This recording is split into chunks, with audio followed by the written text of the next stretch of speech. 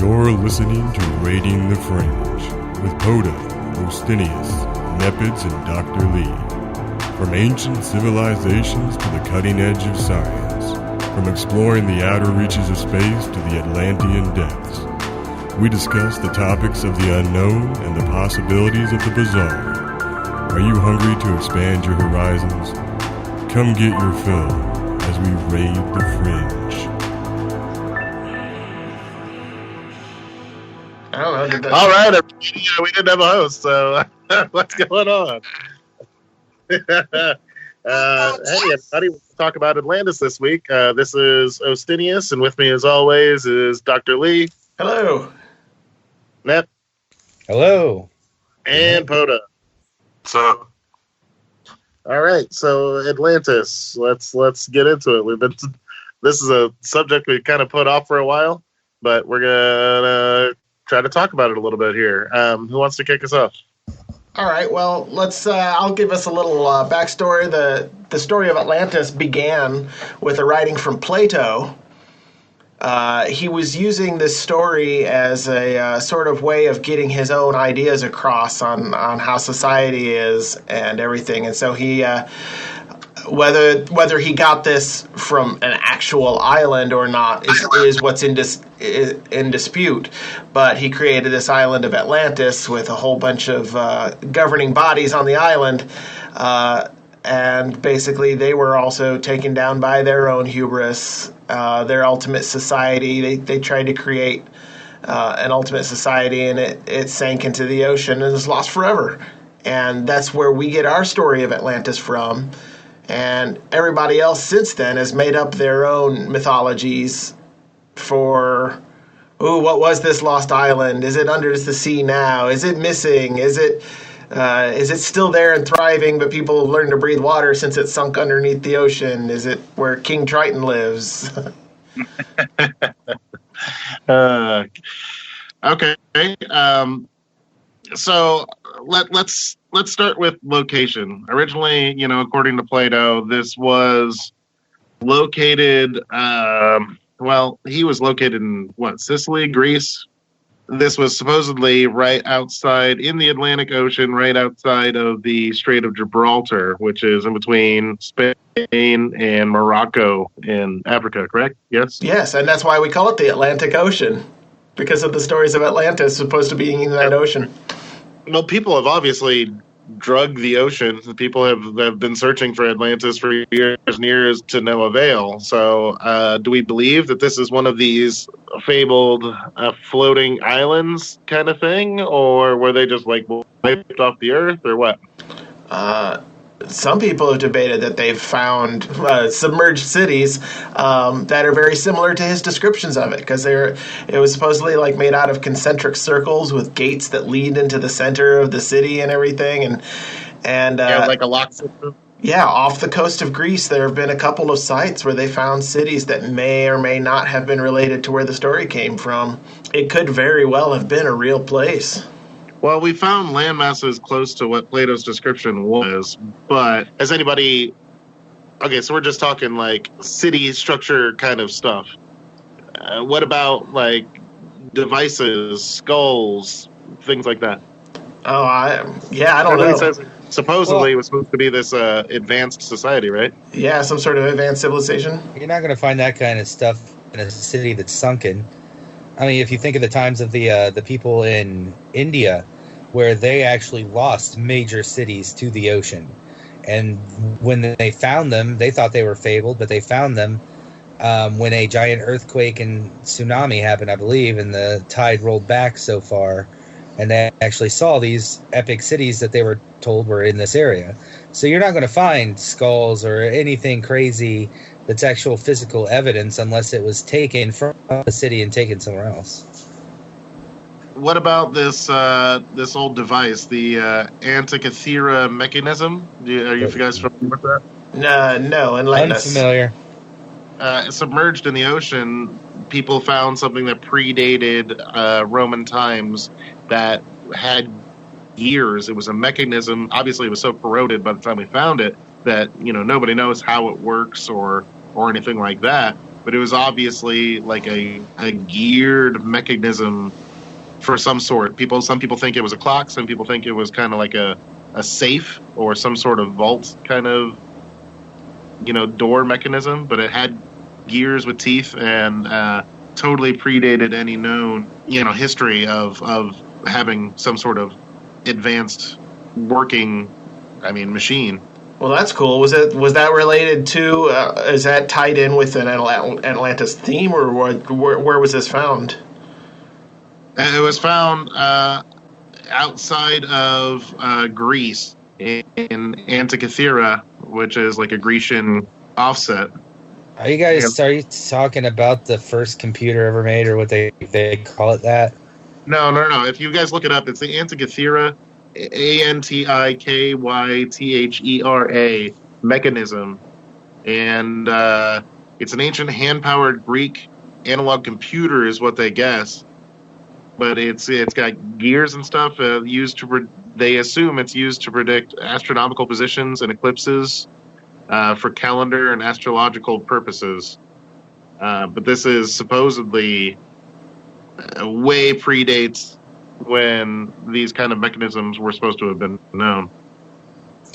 Well, again, it's got, it suggests that it has 37 gear wheels, enabling movements to follow the moon and sun from zodiac positions. Yeah, but they were making automatons in China before Rome was open, and those things take crazy amounts of gears and stuff like that, and timing and everything like that. So, but we're talking a remnant of a advanced society in the area. Well, yeah.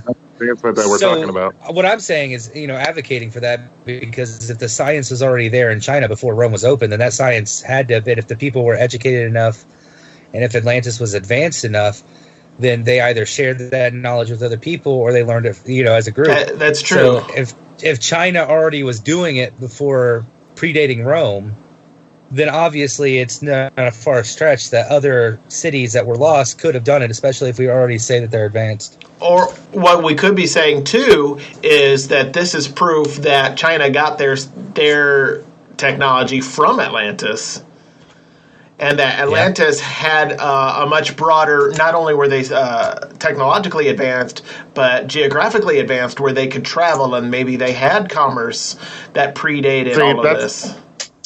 Yeah, that's one of my... From going from the edge of Spain and stuff like that all the way over to China in those early days, you're talking months upon months of travel. Well, unless they were advanced. Yeah. Like we said, they can make gears and stuff. Right. I would think the people of Atlantis wouldn't be a subset society, but more of what we know now is an international conglomerate. Like we have the International Space Station, those bases in Antarctica that are not specifically owned by any one country, because we've already proven the fact that human intelligence works better with more ideas. And given a cultural basis from this country as opposed to this country, if they never talk, they may both invent a car. You're going to be able to see the differences.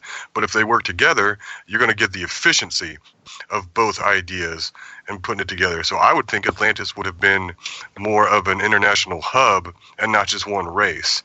And then people could have survived and took off. Well, the way Plato had set it up in his original story, it was subdivided into several mini kingdoms within this greater structure, and each one had their own area, not just of expertise, but of their own lifestyles and everything. And so that very well could support that idea where Atlantis was a hub of some sort where other nations got their representation in there.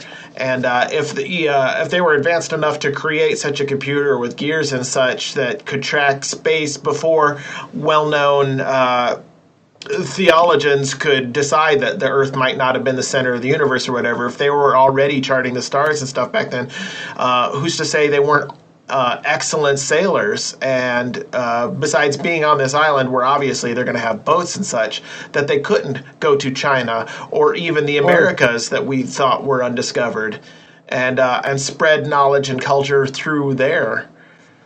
And another that's thing, that's part of my thing is that if we're talking geographically where Atlantis was supposed to have been, if we're talking commerce with China, the Americas, the undiscovered Americas, is much, much closer than, China is. And then we're also talking, if we look at technological advances over the times, obviously that explains why Europe would be so advanced in, some of those countries, but why not Africa? That's just right across the Strait of Gibraltar, you know what I mean? Like, yeah, it's a lot of desert, but a lot of that stuff got tossed to the wayside. Well, yeah, lots of ancient Egypt had some advanced stuff going on too. That's true. The reason why Europe is so advanced, in all honesty, is because of Rome. Rome basically built Europe the way it is. If they didn't interfere with Europe, then Europe would have just been a bunch of white tribesmen. Well, that's exactly what America was, but just a bunch of white people. They were exactly like the Indian tribes or the Native American tribes that we see today, except Rome came in and civilized them. So that's why they've advanced so far. Well, they did have Egypt's help as well, with Alexander the Great going back and forth, and Cleopatra, and there was a great conquering coming in from the northern part of Africa as well, and that kind of intermingled. And Turkey and Istanbul and stuff like that, because that was one of the huge capitals of the earth. So, but what I'm saying is that, the travel across oceans and the travel of nautical things, the Polynesians, they came across the Pacific Ocean, which is entirely further than, or just as far as traveling from somewhere in the Atlantic, somewhere, to China, or vice versa. Or we don't even know what waterways were there. Maybe there was an actual way, kind of like a canal traveling through Eurasia and stuff like that, connecting the Indian Ocean and stuff like that, or connecting things. We don't know. I mean, when humans were on the Earth, apparently, this is just a theory, not exactly what I believe, but the Great Lakes were just rivers at one time, and there were actual people living in the Americas when this was a thing. So, what I mean? Land masses and water, changes. You know what I mean? So we don't know. But my personal theory is that Atlantis itself was before the flood anyway. So. But you were talking about earlier a city in the deserts of Africa? There is a landmass, and there is a land depression in Africa, kind of near the Straits of Gibraltar, that look like the landmass of what he describes, which is a 3-ringed island. Uh-huh. And this area was you also find whale bones and stuff like that. So it was a place where there was an ocean or some type of body of water. So that theory is that Atlantis didn't sink under the ocean, that the ocean just disappeared and created a desert and they couldn't live. I don't know. Or it did sink them and then recede. Oh, what about the theories that they didn't sink, they just left? Well, there's two.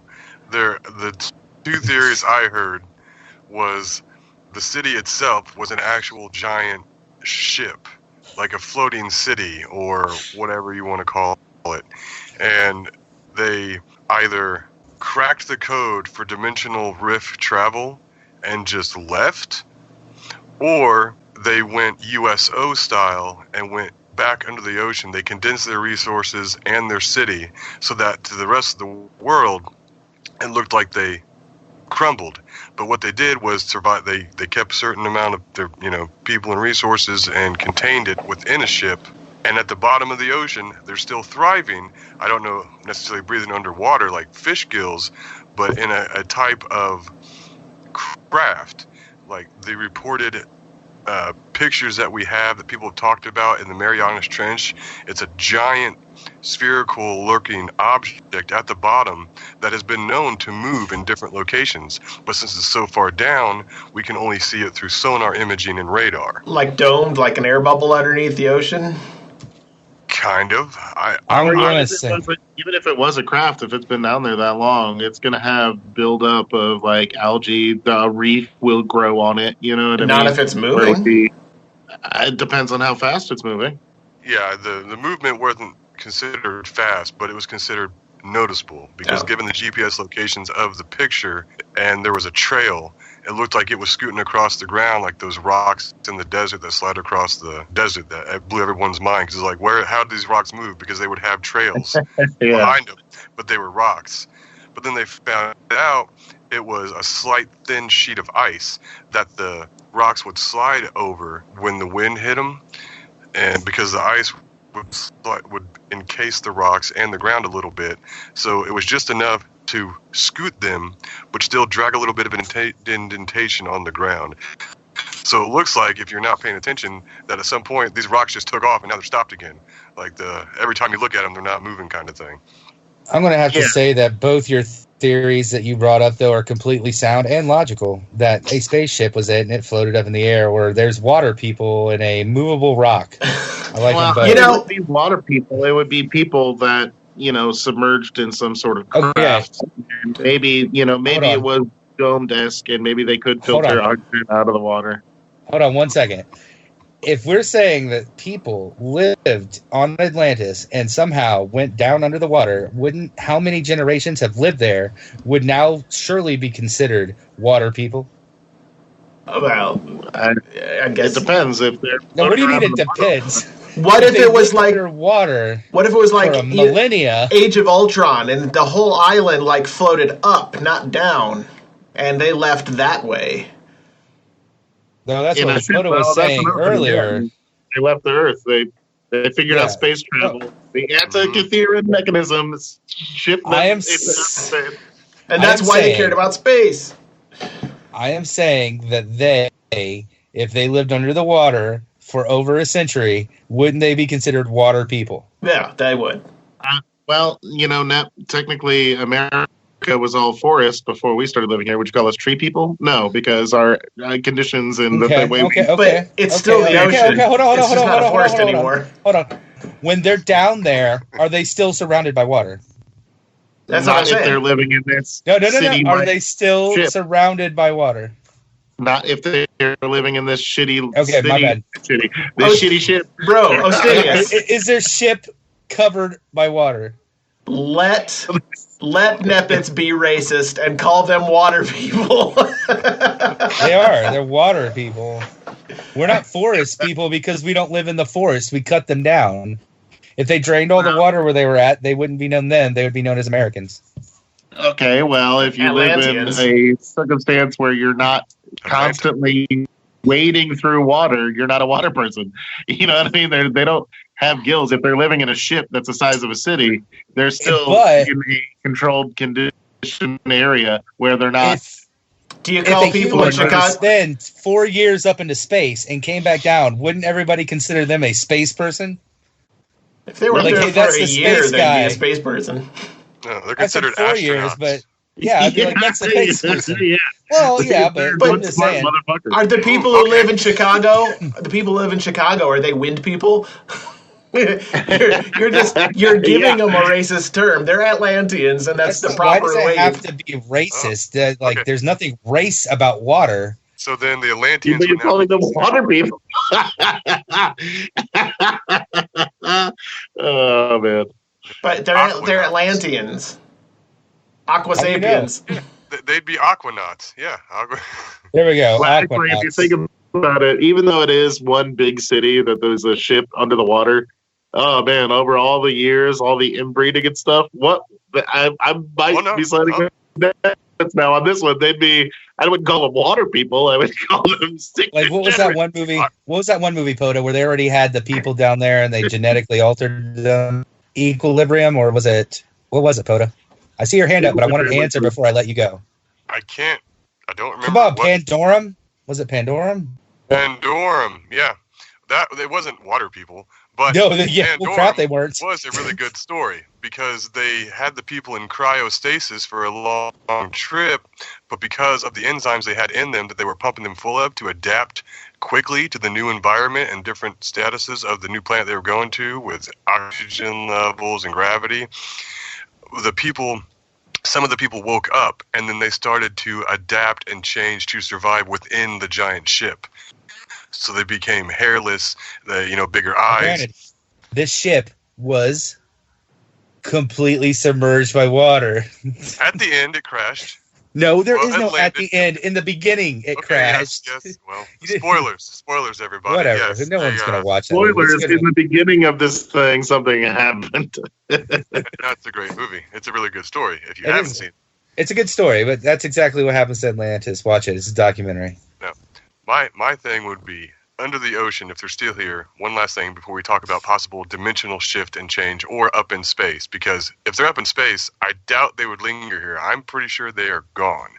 But if they were under the ocean, they know that there's still a lot of people going on upstairs, so would they be completely reclusive, or would they subtly start sending out like scouts into the world and reporting back and keeping it a secret? Well, and as well as the inbreeding thing, if they're as technology advanced as they were then, by now, I don't think the genetic problems of mutification, genetic problems of inbreeding would be a thing, because I don't think they would breed the way we do. I would think that it would be similar to a fallout shelter, a bomb shelter, if you were stuck underneath there. Would you assume that people are still going on up there, or would you assume that the world has ended? Because according to the stories, when Atlantis sunk, or when it fell, or when they departed, whatever, it was because of a large war and everything was falling apart and there was mass destruction. They might have said, peace, you guys figure this out, we're going to go underwater where it's safe, or they might have destroyed themselves and sunk. But if they are still alive and underneath the ground, underneath the water, who's to say that they don't assume that the world is unlivable above the surface of the water, and that's why they stay down for so long? Yeah, that's what I was going to say. If it was caused by some great flood, and maybe that's why they went below the waves, they wouldn't think that the Earth is habitable. And maybe it's come to a point now where the ship is so crusted over whatever the bottom of the Mariana Trench that they don't have the means to come back out. I mean, in order to stay advanced, you still need supplies and things of that nature. So no matter how advanced they were at one time, that can decelerate by being isolated. You know what I mean? Well, they could gather resources in the ocean. Volcanic vents, and like that image, yes, could be the main city thing that happened. But I wouldn't think by now it's the only one. I would think they would have started mining or making all their smaller pieces and using the material around them in the base of the oceans. If they could withstand the pressure of being that deep under the water. I mean, if their city was the ship, so to speak, then maybe that thing was built to withhold the people. But it's just like outer space. I mean, unless you have a suit that can withstand the atmosphere, you can't just send somebody outside. You know what I mean? And if they've adjusted over the generations down there to the pressure, then they wouldn't be able to come to the surface anyway. It would depressurize them to a point where they couldn't survive. So do you think they fight sea monkeys? Down below the ocean. Yeah, they're the other race versus the Aqua Sapiens that we were talking about in the evolution episode.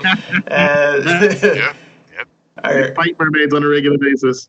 Yeah, I mean, if Nepos was in charge, they'd fight, but they could have a peace treaty, and No, that's Poda. Poda's the one they fight. Yeah, Poda fights sea creatures. Kill them all. All right, so we've got two races that live underwater that have had to battle sea creatures for such a long time, and one of their lost children came to the surface, and because of the pressure, it grew to be so tall, and he named himself Poda. Obviously, Poda doesn't think that they breed like we do. So how do they do it? They don't breed like we do. They touch foreheads and now they're make a baby. No, at this point in time, if I were thinking they were down there they were encased and stuck, they would look into more genetic mapping and clonification. Oh, so you're saying they're so far advanced that they're just going to be cloning themselves, or it's not even going to be a society that's progressive to have new babies? Mm-hmm. I mean, they can have new babies, but it would be from it completely like technologically based. No one's really doing it down there. Through genetic mapping, it was your DNA has never been split with this person's DNA. That would make a new person that could then be cloned in the future. Yeah. As what I'm saying is the citizens that would be there are the same citizens that were there when that technology was developed after it was submerged. They keep redoing themselves. So if we were to look down there, it would be the same people. And they would be able to keep using their own, like, shifting their consciousness. That's what I meant by the mapping of the brain. You're talking like the whole scientific theory where you can completely copy the brain and then put it into something else, and they just keep putting it in another clone. So they keep continually gaining knowledge because it's still that same person. They just keep getting new bodies. Yeah, but you get a copy of a copy of a copy. There are going to be mutants now.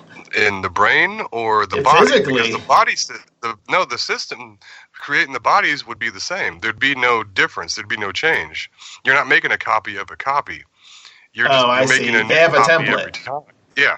The only thing that I think could happen is madness, because the shifting the consciousness and continuing to put it into a new body and corrupted data. Ocean madness is no excuse for ocean rudeness.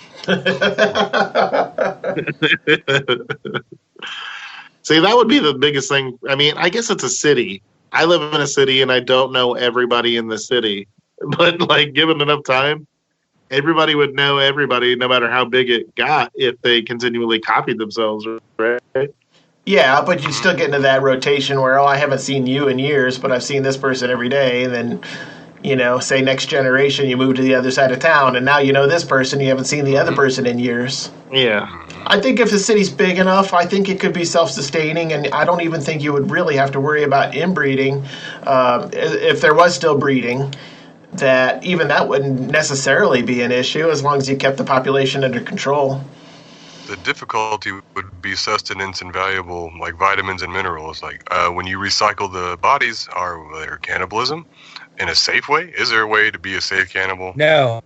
Actually, they say that the human body is actually not able to eat or process human meat that well. So a lot of cannibals are constipated, and that's really bad. Yeah, you can't generate energy from something that you've already generated the energy from. So human recycling himself could only go so far. But who's to say they didn't develop harvesters that can go out across the ocean floor and gather things for them without them actually leaving? Oh, that's true. I mean, if they supposedly they had such advanced stuff as like flying machines and stuff back in the day anyway. So who's to say that they wouldn't be able to have ocean floor reavers? I mean, you also talk about, if they're at the bottom of the Mariana Trench, it's so deep that we've never been able to go down there. Actually, we don't know what kind of different species. They've made it down there. But still, like, you're talking crabs, lobsters, those are, for all intents and purposes, ocean bugs. Who's to say what kind of weird stuff that they wouldn't eat? Yeah, they're delicious, by the way. Mm-hmm. Yeah, man. Ocean bugs are good. Yeah. And I find those creatures interesting, too, because isn't it said that the way their growth not their growth rate, but the way they grow, they could just keep growing exponentially until they're killed? Some certain species, yeah. Krakens. But not the squid kind, just there's giant crabs and lobsters. This giant crab. That's what happens when you share a night with a woman of the evening and don't take care of yourself, Boda. These crabs are getting huge. Oh, jeez. Well, I was just thinking, what if Plato, when he specifically wrote, like, how many other cultures throughout time have records that Atlantis existed? They've mentioned it. Well, before Plato. Plato, actually, he had a couple of authors that before his time that he often, I don't want to say plagiarized, but plagiarized. And and some of them had They talked about civilizations very similar to it, and he got pieces of that from each of those stories. So it's existed before him. Yeah, supposedly Atlantis was already gone, quote unquote, gone before Plato ever even wrote about it. He wrote about it as an after fact. Oh, I thought he seen it. I thought he visited it. Because then I was thinking, what if he was just on a DMT trip and I seen Atlantis? No, he was writing a fable with a lesson. Yeah, his was a combination of previous accounts, not necessarily he didn't, take a stroll one day and go to Atlantis. And that maybe this is all a fantasy thing in the first place. It could have been the best book ever written back in that day, you know what I mean, where he just wrote this story about this thing and now everybody takes it as true history. Yep, yeah.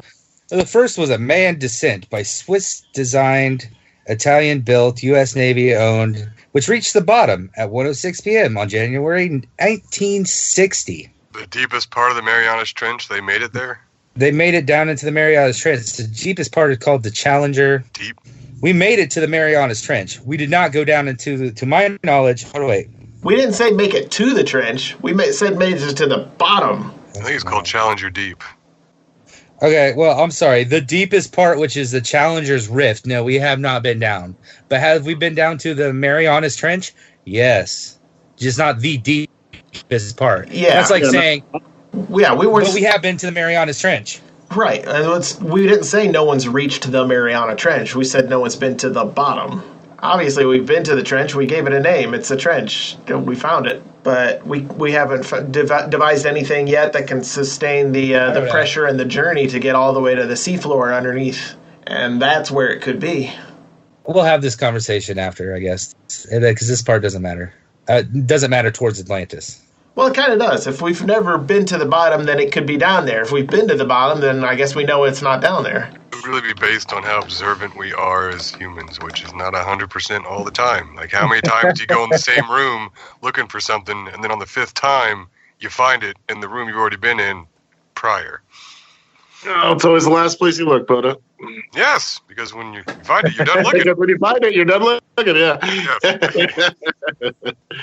I always found it fascinating when I would lose something that I was holding and forget it's in my hand. Where are your glasses, Poda? I don't know. You need to look for them. How am I seeing so well? Oh, my glasses are on my fucking face, aren't they? Yep. Almost word for word. That shit has happened. The Mariana Trench is the deepest part of the ocean, and it's the deepest location on Earth. It is... No, the Challenger Deep is the deepest part of the ocean. That's the deepest part of the Mariana Trench. Yeah. Which is the deepest place on Earth. Are you guys both using Google and getting two different answers? No, they're just reading two different paragraphs. I'm on National Geographic. Oh. It's almost 7 miles deep. Yeah, about 3,800 feet, something like that. 36,000 feet.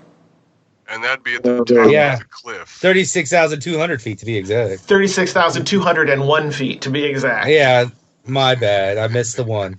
You said exact, so. My bad. And that is from the cliffside down at 7 miles? Because it looks like a giant Grand Canyon down down that's there? From the surface of the ocean. Straight down inside the Marianas Trench. Yeah. 7 miles. Doesn't sound that far when you think about it. But I guess that pressure, because what is it? Only a few, was it 50? It's not very far. Now, can I ask a question? Are we counting actual humans going down there, or are we counting robots going down there? Robots are things farther, yeah. James Cameron has been going into the Challengers. Yeah. Marianas Trench was the first time they did it was in 1984 they operated Cato, which reached the deepest part of the Marianas Trench. The deepest diving record of the meters, but the 35,797 feet on 1995. Yeah, so we've had unmanned vessels go down there. We have had 2 manned successful to the bottom of the Challenger Deep in the bottom of the Mariana Trench. Wow. Oh, I thought I heard somebody actually done it, but you guys are telling me no. Victor Vescovo. Oh, wow, there he is, yeah. On 2019. 2019, it's fairly recent. See, so we're not too far off to say, oh, I didn't hear about that at all.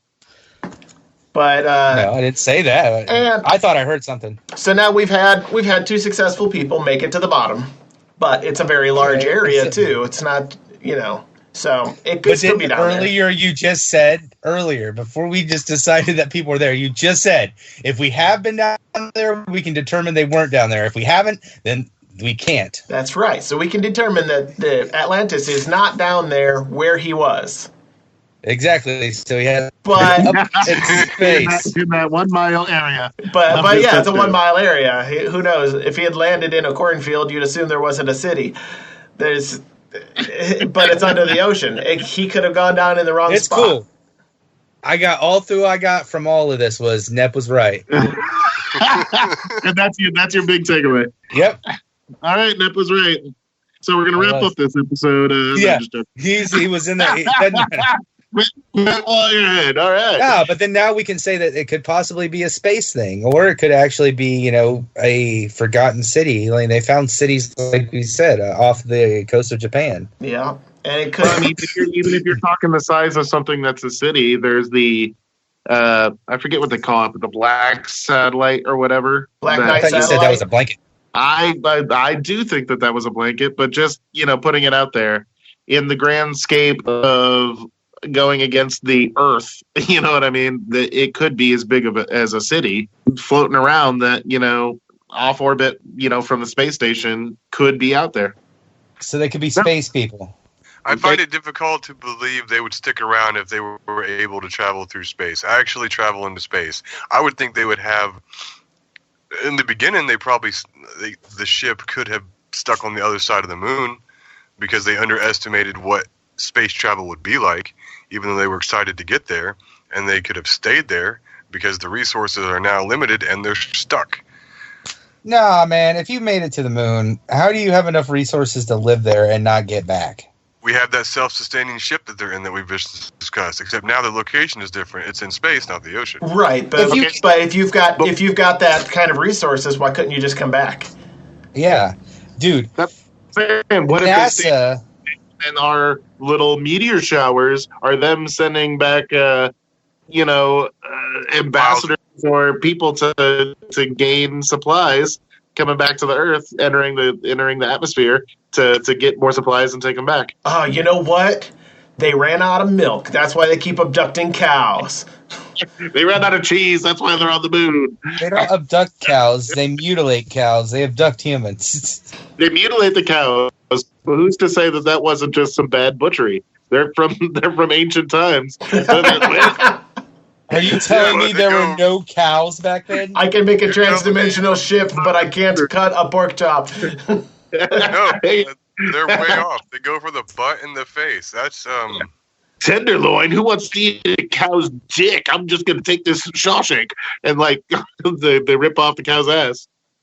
No, but if you think of it that way, Poda, that even NASA, like if you think of like Apollo 13, right? They had so much CO2 in their cab that they almost couldn't be able to get back home alive.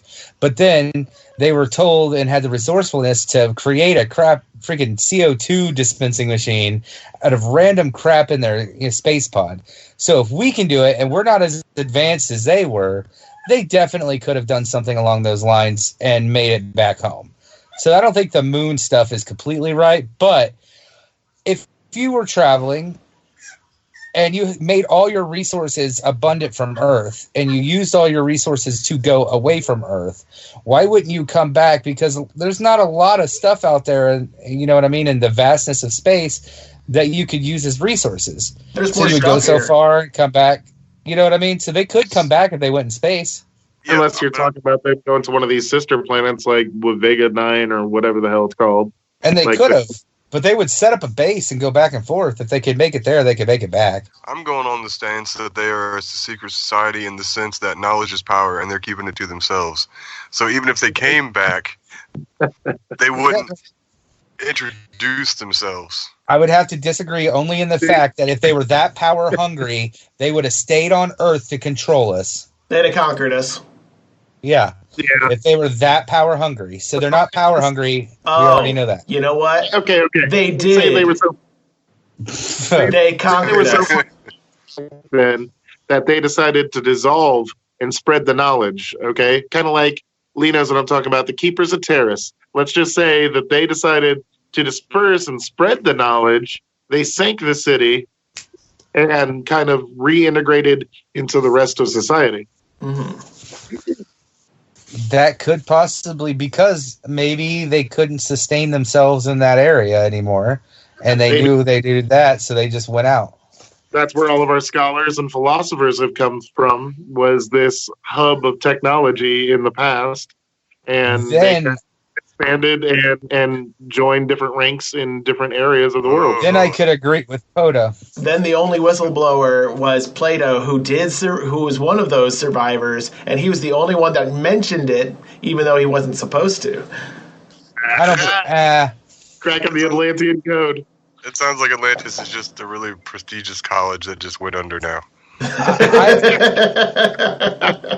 I believe that Atlantis, those people were way before Plato's time. Now, he was smart enough to, maybe he was part of the apprenticeship of, those people giving down knowledge. And since they're like, it's so far, how America has that leasing of knowledge after 60 years, you know what I mean? Like the JFK thing. And so long now that he was able to release it. And since he was one of the few that did, that's because you only get like him. This is just a story of one dude. I could make up some story of a random place I've been to, but I'm not popular enough. Yet. Yeah. So, you know what I mean? But they could be anywhere. They could be in your basement. I don't have a basement. My basement? I don't know. Does your basement flood? Who's down there knocking up my pipes? Keep it down, you Atlantean piece of shit. Next thing you know, they're going to knock your daughter up, and all of a sudden, you don't know what you're going to do with life. Yeah, you got to get these facts right. All right, so we got water people living in our basement. They're called aquanauts. Yeah, well, basements are known to flood, so it just draws them in. It's like honey with flies. Aquanauts is an avid term. Like, if they're going to be astronauts if they go into space, aquanauts, not water people. Aquanauts. Your basement's not up to code. I think you got some aquanauts down here. I thought I just had a good sub pump. It turns out it was aquanaut. Got an aquanaut infestation. Yeah, we're going to... Probably about $500 to start the process. What would be the process? Guns? No, they don't believe in guns. Guns would be the process of creating an aquanaut. If you have an infestation of aquanauts in your basement, I would call an exterminator, like I do with any other kind of infestation. Hence the guns. Are you an exterminator? No. Then how would you know they would use guns? Because they're aquanauts. They have human intelligence. We can't outsmart them. We just have to put them down. We can't unsmart them. That is an American thing to say. We can't outsmart them. We can't unsmart them. Yeah. Can't unsmart them, shoot them. I love it. See how effective your harpoons are outside of the water. They would still be pretty effective, I think. Yeah, I would think so too. Powered arrow projectile. Yeah. Well, I mean, they could stay. If we're talking knowledge throughout the ages in the secret society, they could contain the money because of patent holding. Because if they are out in the forefront of the technology, if they already have the patent on certain things to do certain services, they can just sue the crap out of people constantly and take the money. Oh, they've also been in the ocean, so where do you think all those Spanish gold doubloons went? They're rich, I tell you. Well, they melted those down for circuit boards. Because making circuits out of gold is the best idea. Well, not solid gold, but pieces like the pathways. The pieces connectivity, the conductivity of it. Yeah. They're supposedly so smart that they probably don't even need gold. Or guns. No, they need guns. Okay.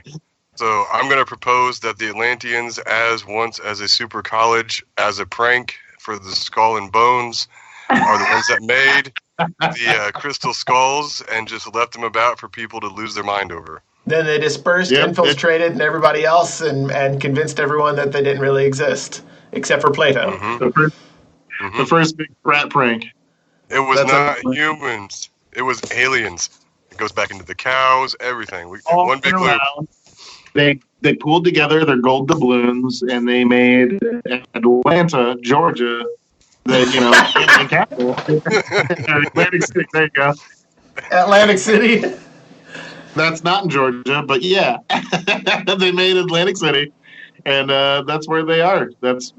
They unsmarted us, Poda. Well, according to Google, Atlantis is in the Bahamas. It's a resort now, and you can go there. You can visit Atlantis. It looks nice. We can't visit anywhere right now, guys. That's true. We can't even visit each other at the moment. Yeah. So, do you think the coronavirus would affect a Sasquatch because of the human parts? Actually, that is a conversation. That is a total conversation that I did want to have because I was like, oh, remember when we were talking about mid-May going and doing a Squatch hunt? I was wondering that same thing, but that doesn't have to do with Atlantis, unfortunately. So we shouldn't bring it up in this. And that's most likely going to be canceled anyways, too. So we're talking Atlantis, perfect social distancing. They are self-quarantined. But should a virus happen down there, how bad do you think it would get, being already isolated and they're basically a giant petri dish? Maybe that's why they never came back. There's only, 8 scientists that lived throughout it all. They're like, well, we can't operate this ship with just 8 of us. Yeah, and like Arturos had a really bad cough that day, and now there's just us 4 out of the whole city. Good old Arturos. But then the automation of the technology of the robotics that they had to go in to sustain themselves is still going. So we could crack into that. We could learn a lot. Bones and corpses. Would they be preserved like mummified because of how a self-contained system like that would work? Well, I'd like to say so, but Nepitz doesn't think there'd be any bones, even though apparently there are whale bones by this desert thing. Well, he meant from the ocean. Yeah, affected by the ocean, not within a containment. Find them in the same area that they died in. Well, the currents wouldn't allow that. I mean, along the lines of you wouldn't be able to find bones and be like, these are Atlantean bones. If it was underwater. It's got an A carved in. So anyway, you would think that they were the bones of some conquistador, sailor, because we found shipwrecks and stuff like that all over the place. Well, in that area, especially since that's been going on for so long, we might have found Atlantean bones, but never knew because they were just, this is by this random shipwreck. Sure, if you look through the BC logs, it says that there was only 50 people manning the ship, but we found the corpses of 120 people. What happens if they were going through a war? Because there was lots of that going on there, too. We could have easily found Atlantean bones, but not known that they were Atlantean bones. Yeah, we need a basis for comparison because we could roughly get around the same suggested time period given skeletal structure of the skulls because of how human structure has changed throughout time and how it is changing. Because it's changing and adapting to our different styles of life and how we live. I mean, to identify an Atlantean skull, it could be done if we had some kind of basis. Yeah, we knew what we were looking for.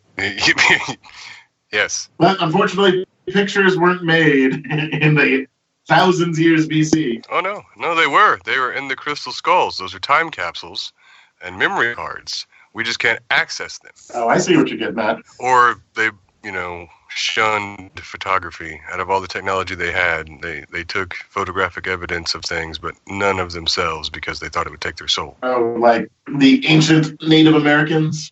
Mm-hmm. When you kill a man in winter, the steam that comes out is his soul escaping.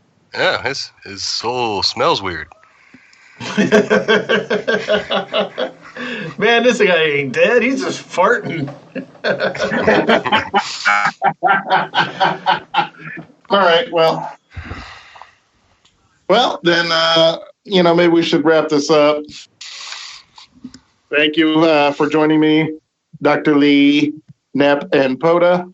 Titillating conversation, but we can leave it off there and leave speculation to the masses.